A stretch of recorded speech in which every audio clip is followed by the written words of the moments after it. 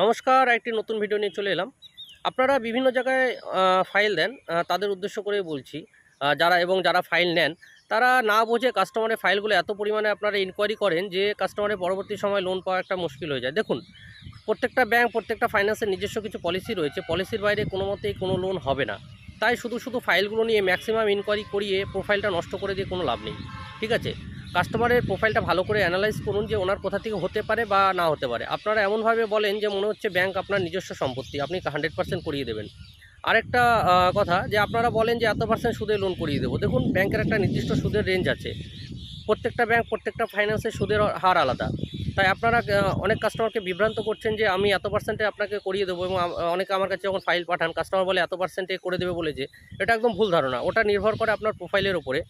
সবসময় আপনি দরকার হয় আপনি ওয়েবসাইট গিয়ে চেক করে নেবেন কোন ব্যাংকের কত% সুদের হার আছে। কারো ভুল কথায় পা দেবেন না। কারণ আপনাদেরকে তারা ভুল বুঝিয়ে আপনাদের ফাইলগুলো একটা সমস্যা করে রাখছে। কারণ আপনারা এদের ফাঁদে পড়ে আপনাদের যে প্রোফাইলটা আছে একদম নষ্ট করে দিচ্ছে। একদম ম্যাক্সিমাম ইনকোয়ারি করেই রাখছে, ম্যাক্সিমাম ইনকোয়ারি, যার জন্য আপনার সিভিলের উপর একটা বিশাল বড় এফেক্ট পড়ছে এবং পরবর্তী সময় লোন পেতে সমস্যা হচ্ছে।